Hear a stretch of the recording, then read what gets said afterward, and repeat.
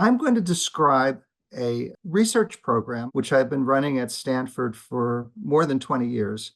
I think it speaks directly to the ills of our democracy and other democracies around the world. And for me, it has had some great surprises, positive ones. And I hope that, and all of this suggests why our work is greatly expanding, and we think we can employ it practically. So it's not just dry academic research. Democracy is supposed to make a connection between the will of the people and what's actually done. But who can figure out what the will of the people is in this world of spreading disinformation, a fractured public sphere where we all retreat to our own enclaves, we talk to people like ourselves, and there are misleading facts and factoids being fostered or directed at us for political advantage. And the second problem, that's the first problem. The second problem that I will address is what can be done about our extreme partisan polarization. And to my surprise, the answer that I and my colleagues have developed to the first question has startling, well, I won't say startling, has some surprising results for the second. But let me start with public opinion and build up to what to the approach that we are advocating. So you might say, what's the problem with finding out what public opinion is? Just do public opinion polls. But there's several problems with not with the polling, although there are a lot of terrible polls being conducted, but even with very good polls, with very good samples, there are several problems with the public opinion that such projects present. The first is what Anthony Downs, actually a Stanford economist years ago, called rational ignorance. If I have one vote in millions or one opinion in millions, why should I pay a lot of attention to complex public policy issues? My individual vote or my individual opinion is unlikely to have much effect. So why should I think about having a more informed opinion? But this is terrible for democracy because our democratic process is premised on the notion that voters will be paying attention and they will think about the issues and they will be an informed public and cast their votes accordingly. The second problem is some of the opinions presented in public opinion polls or turned up in public opinion polls apparently don't actually exist. I call them phantom opinions. The great public opinion researcher at the University of Michigan, Phil Converse, called them non-attitudes. That is, very often, if people don't know or haven't thought about an issue, they don't like to admit that they don't know, so they'll just randomly pick an alternative. George Bishop at the University of Cincinnati did studies of what people thought of the Public Affairs Act of 1975. And people offered responses, but there was no Public Affairs Act of 1975. It was fictional. The Washington Post 20 years later famously celebrated the 20th non-anniversary of the Public Affairs Act of 1975 by asking people what they thought of the repeal. And they told half the sample the Republicans wanted to repeal it and half that the Democrats wanted to repeal it. And they got quite different answers as a result. The British replicated the same thing, and the Public Affairs Act of 1975 didn't exist in the United Kingdom either. The third limitation is that even if people have formed opinions, they form them partly on the basis of communication with the like-minded. If they talk about public affairs or political issues, they tend to talk to people like themselves from similar social locations. And if they consult the media, they tend to consult the media they find congenial. And if they and so they are in their enclaves, their filter bubbles. They may have no idea what people on the other side are thinking. So some years ago, actually, and too long ago for me to admit, I was at the Center for Advanced Study here at Stanford in 1988, and I thought of deliberative polling and posed it then. And the idea was to take good scientific samples of the public, large enough in numbers so that their changes of opinion are statistically meaningful, and engage them in some stipulated good conditions for thinking about the issue: vetted and balanced information, moderated small group discussions, questions from the small groups directed to competing experts who represent different points of view on the issue, and experiments where we have control groups pre and post so that we can see if it's something in the world that's changing or if it's the deliberation that produces the change. And we collect the opinions in confidential questionnaires so that it's protected from the social influence of pressure for a consensus or a jury verdict, so to speak. So we've been doing this. So the question is, what would the people think under good conditions for thinking about the issue? And after a while, we also discovered, particularly in this period of extreme partisan polarization, that the process creates mutual respect and civility, and it depolarizes very dramatically the differences when people actually come to think and listen to the views of other people who are very different from themselves. At first, the differences may trigger a reaction, a negative reaction, but after a while, over the course of a weekend, they become, or even a few hours of discussion, they listen and often change their opinions. And we have no predetermined idea of which are the correct opinions. Sometimes the movements are from the right, the movements are from the left, but they often come a good deal closer. And they also lose the vitriol of what's called affective polarization as well.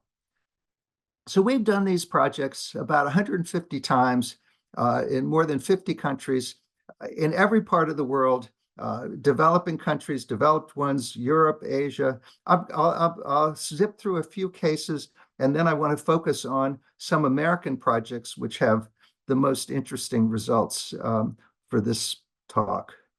So in Texas, on a very modest issue, how people should get their electric power, the percentage over 8 projects in all parts of Texas of the public who are willing to support investments in renewable energy, wind and solar power, and pay more on their utility bills actually went from 52% to 84%. And the Public Utility Commission used that to require investments in renewable energy. And Texas went from being last to first in the amount of wind power over a period of years, 1996 to 2007, and it's only increased since. But we set off the Texas wind boom, as it's now called. So that was a direct input to policy from our representative samples. Similarly, in Japan, we dealt with the crisis after the Fukushima energy disaster. With my Japanese colleagues, we did a project charting how Japan should get its electricity, and the government at the time accepted the results. And we also dealt with, in Japan, the question of whether their pension system should be privatized. And when the public in Japan realized that they would be responsible for investing their investing in order to provide for their retirement, support for it fell in half, and the government instead increased the consumption tax. Just two other quick interesting international questions. When President Moon in South Korea a few years ago faced the problem of, was he going to close two half-built nuclear reactors since his party was anti-nuclear, he commissioned a national deliberative poll and said he would abide by the results. And the people in the National Deliberative Poll decided to continue construction of the nuclear reactors, and that's what he did. Um, and But then as we did projects, I began to see that there was another dimension to this, and it was more affective, and it helped close the gap between different groups in the society. That is, it depolarized. So we did a national project in Bulgaria on policies towards the Roma, the most discriminated group in Eastern Europe. And the Roma at the time were going to segregated schools. And this was a big national project in Sofia, and with a national sample from all over the country. And the percentage, and the prime minister participated, and the percentage of the public who were willing to close the Roma-only schools and bus the children to schools with everybody else went up from 42 to 66%. And the Roma themselves did not want to preserve the Roma-only schools because their children were not learning anything. And the Roma-only schools were desegregated, partly as a result of this, according to our Bulgarian partners. But that showed me that the negative affect can be dissipated because, of course, we had the correct percentage of Roma in the sample. One last foreign project, which is that deliberative polling is now required by law, believe it or not, in Mongolia. And I'm in the very back of that photo. That is the government palace where the parliament sits. And that large statue in the background is Genghis Khan.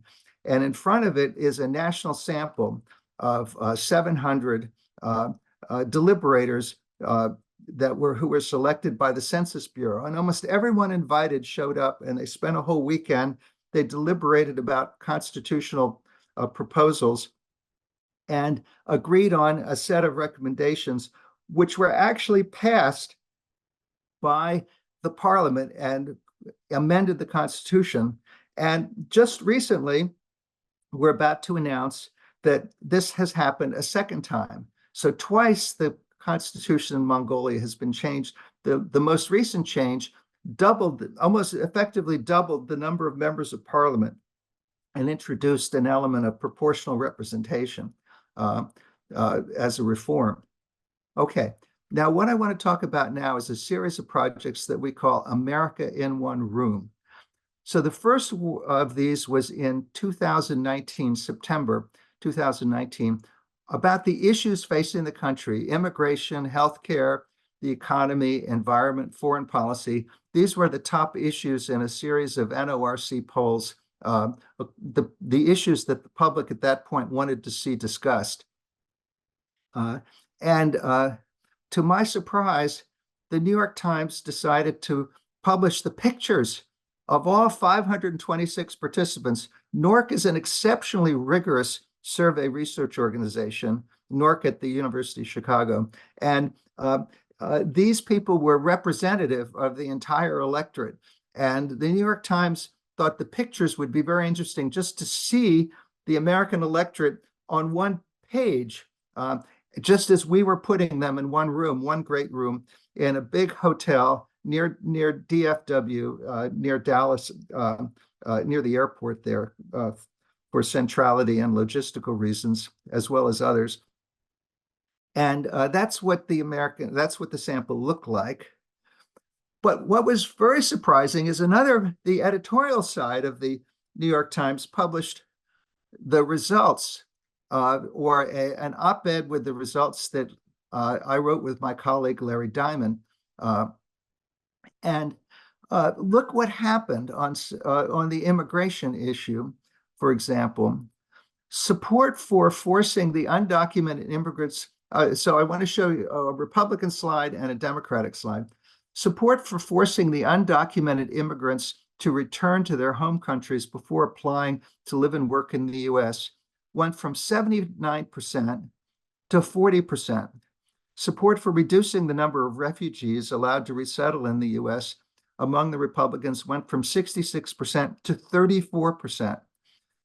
Support more visas for high-skilled workers went from 50 to 72%. Support for DACA, which protects from deportation children brought to the US by parents who entered illegally, went from 36% to 61%. And so you can see these massive changes of opinion which also depolarized, because I can't show it here, but the Democrats and Republicans moved much closer together on these issues. Now, on the Democrats moved dramatically on the most expensive and potentially costly government programs. So support, remember this is 2019, before COVID, support for raising the federal minimum wage to $15 went from 83 to 59%, because people thought a one size fit all across the United States. In Montana or someplace like that, $15 would be a big deal. Support for Medicare for all went down by 14 points from 70 to 56%, because people who had private health insurance didn't want to give it up. Support for Senator Cory Booker's proposal for a government-funded baby bond that would apply to every child born and then grow so that once he or she turned 18, it could be used for education or a down payment on a home. They liked that idea, but they didn't like it when they considered the cost, and it dropped from 62 to 21%, the largest actual drop in those results. And support for universal basic income, opposition to universal basic income, went up by 20 points. So you can see both parties changed, and they depolarized. Now, I want to show you, just to give you an idea of the dynamics of this, I want to show you a 4-minute report that CNN did on on one group out of the 523 people, one group, a moderated small group, and how they wrestled with the issue of immigration. So you can get an intuitive sense for how these changes come about. So you can see some of the people on either side were actually embracing each other at the end, which we measured something called affective polarization, a thermometer reading that people had for each party.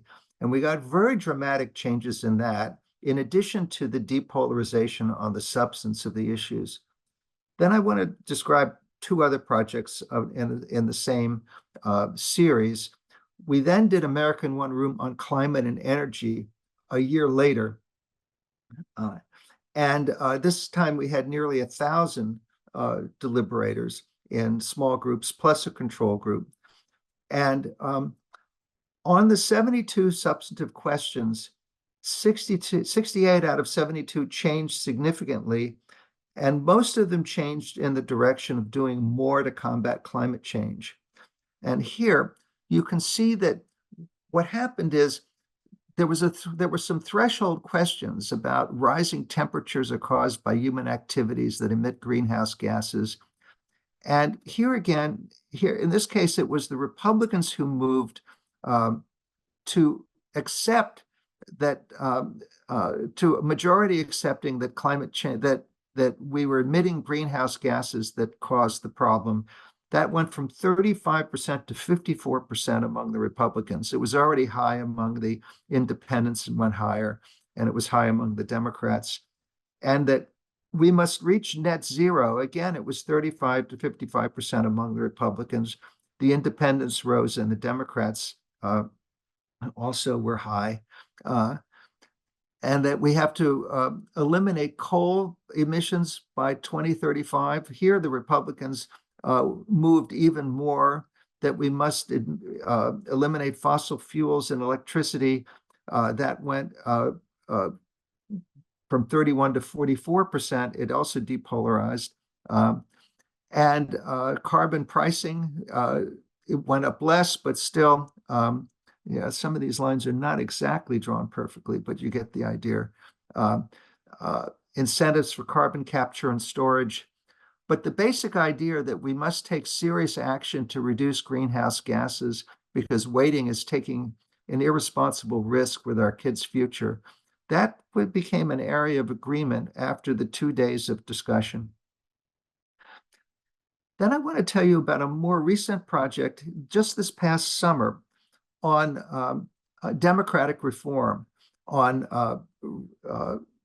and issues about voter registration, changing the whether there should be any changes in the election system or the way we conduct our elections. And here we also got here are some of the changes in that one. Have each state conduct an audit of a random sample of ballots in each election to ensure that the votes have been accurately counted. Here it was the Republicans who loved that at the beginning and went higher, and the Democrats moved from minority 44% to 58%. A lot of the Democrats didn't think about an audit, didn't think that audits of random samples were necessary, but they embraced the value of accurately counting the votes. Require that all voting machines produce a paper record of the vote that the voter verifies and then drops on a ballot box. Again, the Democrats were skeptical at the beginning, only 44%, but that went up to 55%. And the Republicans were strongly supportive at the end. And here's what I found surprising: restore federal and state voting rights to convicted felons upon their release from prison. The Democrats strongly supported that, but the Republicans moved from 35% to 58% to support that. Registering to vote online, there was also a big movement, and opposing the idea that representatives from political parties and other groups can challenge the eligibility of voters as they cast their ballots, or challenge officials who count them. Opposition to that went up among Republicans from 30 to 63%. And there was support for other things like nonpartisan redistricting commissions. Now, you might ask, can this have lasting effects? Here, I want to say, I'm a nonpartisan person. I'm a registered independent. I always have no views about, I also am very careful to be neutral about any partisan issues. However, we did something that's definitely surprised me. When we went back to the 2019 American One Room people and to the control group that did not deliberate, NORC went back to all of them. The 500 in the treatment group, 500 in the control group. And NORC's control group got the gap in the election between Biden and Trump about right. You see 44% in the control group for Biden, 41% for Trump nationally. But the treatment group was rather astonishing in that it was 31% for Trump and 59.5% for Biden. How is such a thing possible? We've written an article in the American Political Science Review which explains that the people who deliberated, as compared to the control group, started paying a lot more attention to the campaign. They developed a greater sense of efficacy. They became expert on all the issues, and they also made a clear connection between their position on the issues and how they voted. At the end, they became more deliberative voters, which is really what, let me go back, which is really what we want for democracy. Many of my political science colleagues at Stanford and around the world have the view that voting is just an expression of party loyalty, and that it's a myth or a folk theory that ordinary citizens can or will think about the issues and vote accordingly. But the people who deliberate definitely do that. And so when we went back to the, I don't have the slide for it, but when we went back to the climate change people a year later for the midterm elections, we also found that they voted according to the issue that they had deliberated a year earlier on for climate issues, as opposed to other options that were more popular, like crime or immigration. They picked climate as their voting issue, and we showed that that they voted accordingly. And we have an article in press about that too in one of the leading journals to explain that. Now you might say, well, it's all very well and good for a microcosm of the country to deliberate and to change, and even to make recommendations about policy the way that they did in South Korea or Japan or in Texas. But it's not going to really affect the broader society. But we do have a vision for how it could, because the Climate Change Project and now 50 other projects, including a global deliberation we just did with Meta about the ground rules for behavior in virtual reality, and also four projects we did with Meta on AI issues with national samples in 4 countries. We did it with this automated moderator. We have a technology which we developed with Ashish Goel, who runs from Management Science and Engineering here at Stanford, and his team. We developed an automated moderator, which with a modest amount of AI actually moderates the discussion without a human moderator. And it does a great job. We just tested it in a controlled experiment in Finland, sponsored by the parliament there, where 1/3 of the people used this automated moderator, 1/3 used a human moderators on Zoom, and 1/3 met in Helsinki, where I was. And we got virtually identical results in all 3 conditions. The automated moderator, our AI-assisted automated moderator, can spread deliberation to any size population in principle. And we're using it in many projects. And that's why our applications of deliberative polling have increased so rapidly.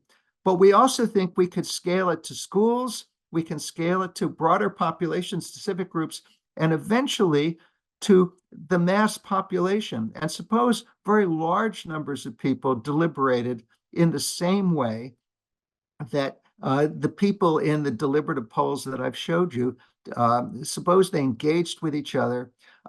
The automated moderator controls the queue for speaking.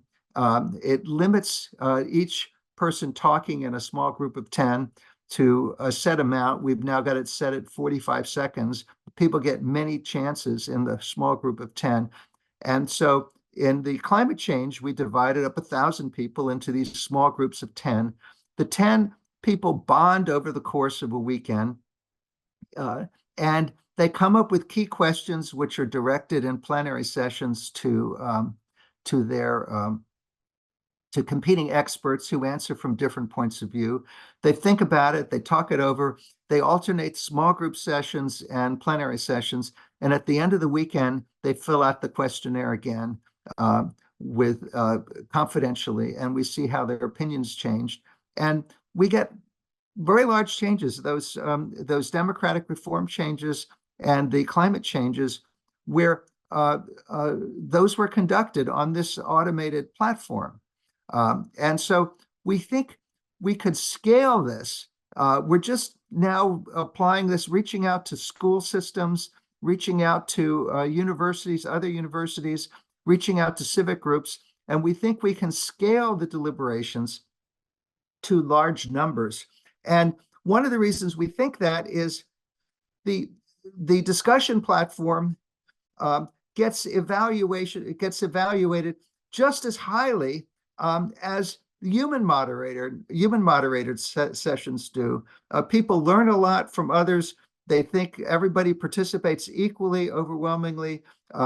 the platform, we asked the same question about the moderators and the human moderator ones, but 93% believe that it offers everybody an equal opportunity to participate, and they evaluate the event. 91% consider the whole process very valuable. And we've done some pilot experiments on scaling, and a very large percentage of the people who participate say they would like to do it again. They would like to, they would recommend it to a friend. So at some point, we are going to try to get liftoff in scaling, in order to create a more deliberative society, because then we would have people who learn to listen to each other, who are more informed as citizens, who think about the issues, and who moderate the vitriol that is infecting our republic. So I think I should turn this over to Claire, who will take your questions, and I'd be very happy to discuss the whole program. Thank you so much for this very fascinating presentation, Professor Fishkin. This is from an anonymous audience member. How do you ascertain whether the people you are surveying are those with more fixed beliefs versus the movable middle? Presumably, people willing to participate in your work might theoretically be more inclined to seek opportunities for learning more about the topics at hand and be less representative of the average American voter. Well, as I pointed out, we have a treatment group, the people who are randomly invited to deliberate, and then the people who are randomly assigned not to deliberate, but who just have to agree to do a questionnaire at the time when we're recruiting, and then several weeks later to take a questionnaire again. That's the control group. And the control group, because they didn't have to do anything except fill out a questionnaire, it's much easier for NORC to recruit those. And our treatment group and control group line up almost perfectly at the beginning. And we get plenty of people among the deliberators who have very strong opinions. You saw some of them in that immigration video. And many of my colleagues who deal with surveys, a whole sequence of surveys, have said, indeed, Lynn Vavreck, who's written a book about it and writes for the Times, wrote a book about how our divisions are not just intense, they're calcified. She said that's the word that is featured in her book, calcified, which means they're intractable.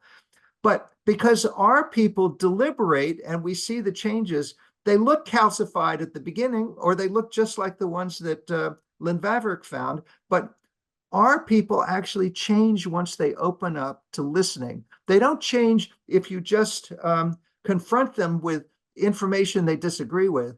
But as you saw over a period of time, in an atmosphere of mutual respect, in a civil dialogue, they actually open up and they do tend to change their views. So I don't think, because our people are a match up to the control group who don't have to deliberate, they're just, all they know is they're taking a survey. Our people who deliberate are not any different, but they become different from the experience. Right. Right. Thank you. We have a question here from Jeremy Palmer. The quality and neutrality of the briefing material seems critically important. Particularly, do the participants believe in the material? How do you ensure this? Can even the most hardened viewpoints be swayed by this material? And I think I would add to this question as well, the question of which experts you're bringing in. And do your results vary depending on which particular experts you have? Well, the materials are vetted by usually a distinguished advisory board that represents people from different partisan viewpoints, but who are expert. And they work very hard to, there's quite a lot of discussion about revising the materials until everything is double checked and they're accurate, and they're these days we're also footnoting them so that people can follow up the links to see what they might question. And we have noticed that there were some occasions when people thought the experts would have the key. Actually, the plenary sessions are not the key part. The key source of change is the small groups. But way back in Texas, when I was doing those things in those Texas experiments, there were 8 of them sequenced out over a period of time.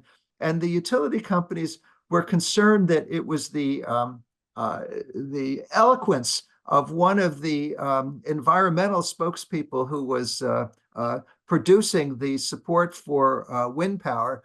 And so they insisted that they get local experts, and they got some professors who were just almost incoherent to the public, who presented the environmental viewpoint. And the results didn't differ at all. All 8 projects got almost identical results because the people were actually relying on the substance and the small group discussions. And I guess the experts I'm referring to were not hopeless, but they were nearly so. But it's certainly not a matter of the eloquence of the experts. That was I could see that pattern over the 8 projects. So that's always stuck in my mind as the first answer to the question whether it's the power of speech of the experts. Great, thank you. From another anonymous attendee, are you aware of any small groups that reached a point of no return, i.e., where the debate became sufficiently heated or personal that people came out hardened? How do you intervene, if ever at all, to prevent such a scenario? Well, the groups don't have to reach a conclusion. Each person in the group has to come to his or her own considered judgments, which they offer in confidential questionnaires. The people in the groups are even invited to play devil's advocate for a side they disagree with if they like. So our groups are never at an impasse. Now, sometimes they are heated, but usually over time they calm down and start listening to each other. So we've really almost never had to intervene. Our automated moderator, well, human moderators are trained to deal with that. Our automated moderator actually flags any incivility and leaves it to the group, and then asks the group to vote on whether the person should be limited in access to the microphone. The automated moderator works almost perfectly for that, but there was a poor guy who's a Richard somebody or other, whose nickname was Dick, and as a result, whenever everybody they kept referring to him as Dick, and the automated moderator started intervening to say this is uncivil language. But this was eventually the group adjusted to that. But normally the AI works pretty well on the. But there are always a few glitches in these things. But we haven't had any small groups. Let me think. Well, we've done 150 of these projects, and so there are thousands of small groups. But I can't think of any time where the groups have completely broken down. Although in the Roma case, for example, there was a lot of difficult language, but then once they realize that there are others in the room or in the project who represent these different points of view, there is usually a civilizing behavior that steps in. Not always, but usually. Since you're able to track the direction that the conversation takes in these sessions, do you ever see patterns in terms of when turning points seem to happen for people, when people really make those significant changes that you're seeing in your results? Well, we're trying to, yes, but we're trying to investigate that systematically, because now when we do the projects on the platform, we have every word that's uttered by every person and the exact speaking time among the people. And we're able to show that contrary to many critics of deliberation and deliberative democracy, the men don't dominate. The women talk just as much as the men. There's no movement in the direction of the positions advocated by the more educated. In fact, often it's in the other direction because middle class and well-off respondents may know a lot less about the lives of poor people than the other way around. Anyway, there's no domination. There's no pattern of polarization, and but the exact timing of the way the groups turn is something that we're trying to investigate now, and we're looking at automated text analysis of various kinds to evaluate all the texts, because we have just tremendous mounds of transcript data. Great, wonderful. We have a question here from Celeste Landry. I love that Mongolia adopted proportional representation after a deliberative discussion. The LWV in Colorado would like the state legislatures to have deliberative discussions about proportional representation, but we hit a brick wall every time we bring it up. How do we get elected officials to engage in deliberative discussion? Well, first of all, I want to say that proportional representation and ranked choice voting as alternatives both went up on the Democratic Reform Project. You can see the results on our website. And they went up across party and depolarized. If we do, one of the things that we've done when we do deliberative polls, we also often have key decision makers in the plenary sessions answering the questions from the sample. And then they begin to learn about the process and the results, and they hear the voices of random samples of ordinary citizens, which are very different from the lobbyists and others who are usually talking to them, and they become open to those results. That's certainly what happened with the Public Utility Commission in Texas, for example. They couldn't believe it. These people were not lobbyists. They were ordinary citizens who actually had become expert over the course of a weekend in the process. And then we also got media involved because we had, in those cases, we had PBS productions for each project. But in some other places, we've had television networks. So I think that the media helps, and interacting with politicians helps. So if in a given state, if there was the political will to do a deliberative poll, we could help with that. Great. We're getting some other questions, a few here around the experience of the participants and the lasting nature of it, which you did touch on. Could you share some further insights around what tends to happen to people after they leave? They go back into their old social networks, their old bubbles. Do they tend to return to old positions, or do they even maybe become an advocate for the new positions that they hold? Well, we're going to post results from the Democratic Reform one 3 months later. We only have a year later in the other ones, and the 3 months there's some considerable staying power for the opinions. After a year, there's some more fading back because people are using their normal media sources and talking to their the normal people they talk to. But we had these striking effects on how they voted, both in the midterms and in the presidential election. And these are very striking because normally we're not advocates for either party, but normally if people are trying to influence voting, they do it right before the election. This is something that we did a year earlier in each case. And we're going to go back to the sample from the Democratic Reform Project just before this upcoming election and see. But I think that we're also going to do a Young America in One Room this summer with where the youth vote will be part of the punchline.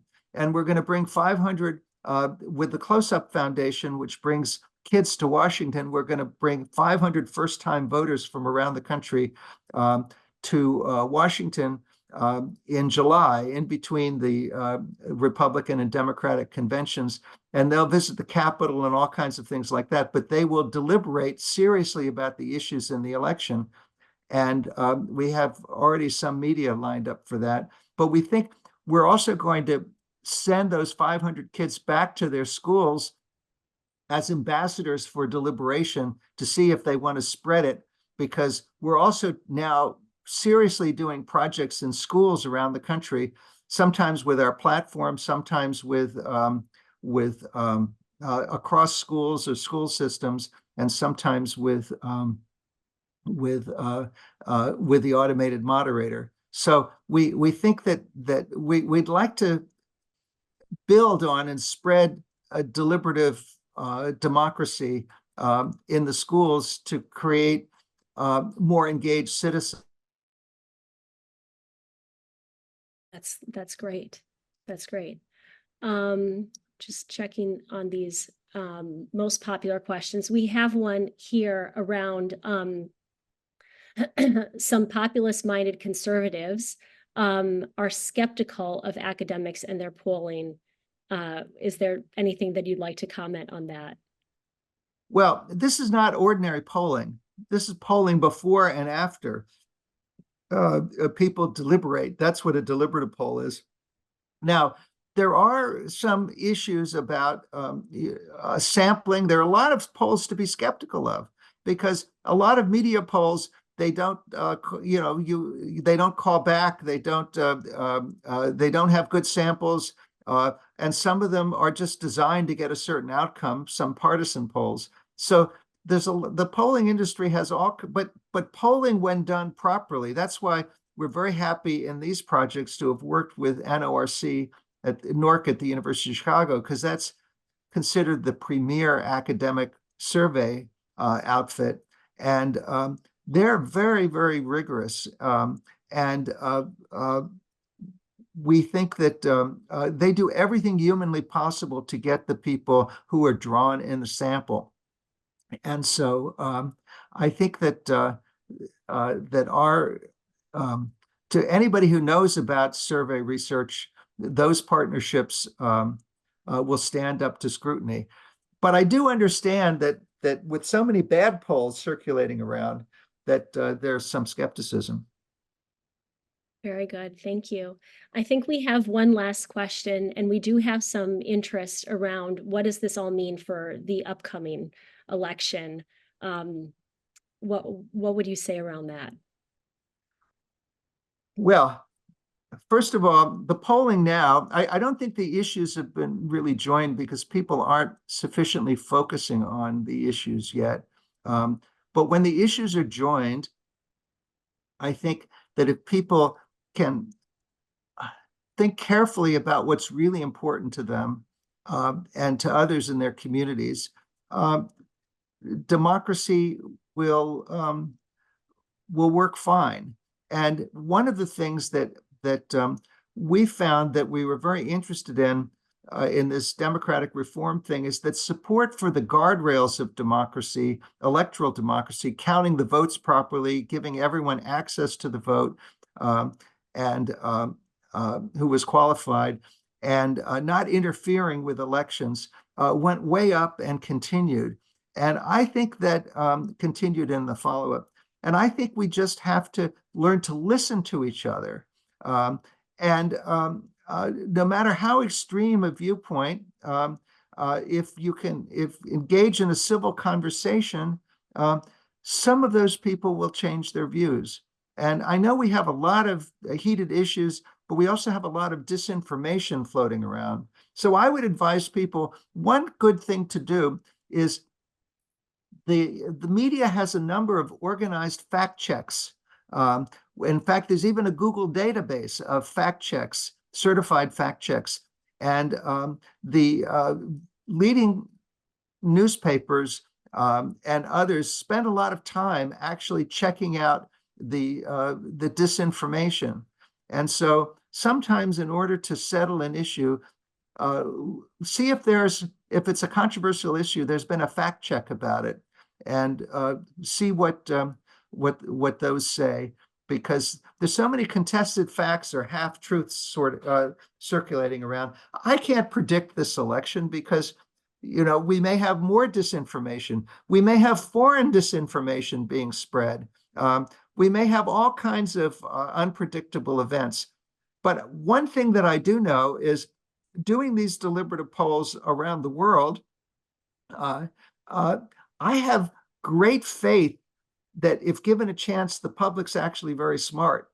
My colleagues have a big investment in the notion that they're not competent, but they are competent if given a chance. And I'm hoping that the broader dialogue that we face between now and November will give the public a chance and they will be engaged. I wish I were doing national mass deliberation between now and November, but I'm not. But we are doing this thing with young people, which is a crucial voting block, and we'll see how that comes out.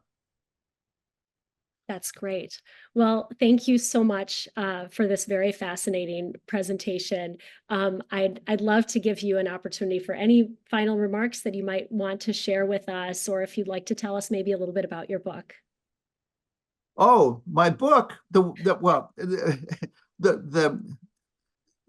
last book was called Democracy When the People Are Thinking. My upcoming book is a kind of overview, and it's called, and it will be published by Oxford, and it's called Can Deliberation Cure the Ills of Democracy? ? And my answer is that if we have the political will, it could, even though at first glance people may think that's a preposterous question. Because how could our divisions seem so deep and intractable that how could there be a kind of talking cure that would moderate a discussion with diverse others that would actually solve some of our big problems? But deliberation has long been thought to be such a cure. In fact, I trace it back to Madison and even what George Washington said in his farewell address about moderating the spirit of party, by which he meant partisanship. Just getting people to think. And Madison's idea for how the representatives would deliberate in the Senate and in the Constitutional Convention is very similar to my ideas about deliberation with the people themselves, not just their representatives. So I think that if we engage the public right, our long-term future will be fine. Will be just fine. Wonderful. Thank you so much. Thank you for spending time with us today and sharing your interesting work on deliberative polling and America in One Room. And many thanks to our audience for joining us. If you are here with us today and may be interested in future Stanford Club of Connecticut and Westchester events, please do make sure to join our club so we can stay in touch. We hope to see you all again soon.